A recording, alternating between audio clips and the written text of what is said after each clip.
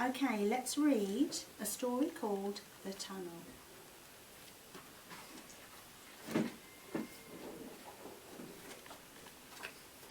Once upon a time there lived a sister and a brother who were not at all alike. In every way they were different. The sister stayed inside on her own, reading and cleaning. The brother played outside with his friends, laughing and shouting, throwing and kicking, roughing and tumbling. At night he slept soundly in his room, but she would be awake, listening to the noises of the night. Sometimes he crept into her room to frighten her, for he knew that she was afraid of the dark.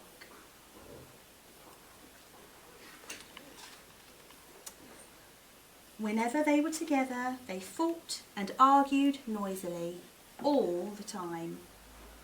One morning their mother grew impatient with them. "Out you go together," she said, "and try to be nice to each other just for once, and be back in time for lunch." But the boy didn't want his little sister with him.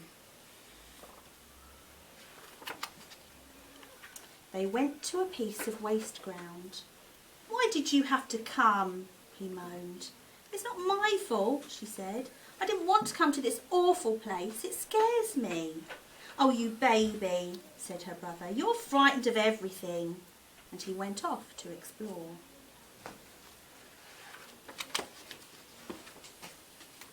"Hey, come here," he yelled a little while later.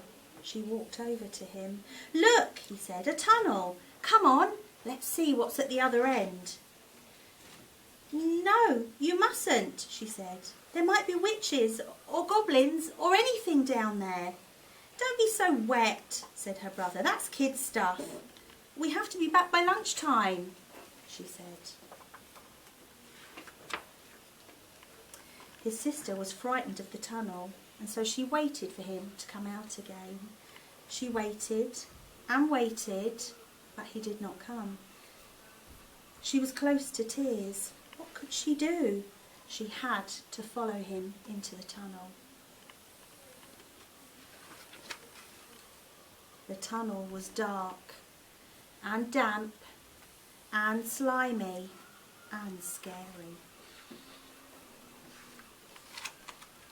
At the other end, she found herself in a quiet wood. There was no sign of her brother, but the wood soon turned into a dark forest. She thought about wolves and giants and witches and wanted to turn back, but she could not, for what would become of her brother if she did? By now she was very frightened, and she began to run faster and faster.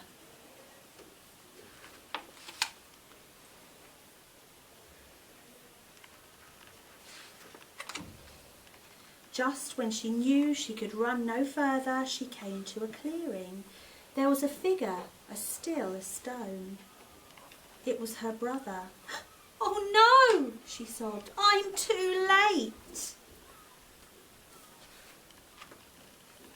She threw her arms around the cold, hard form and wept. Very slowly, the figure began to change colour, becoming softer and warmer.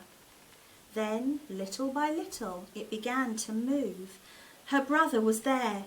"Rose, I knew you'd come," he said.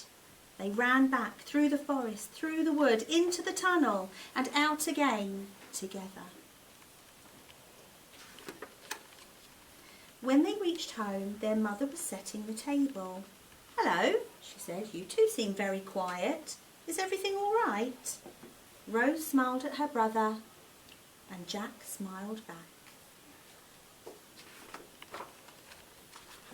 The end.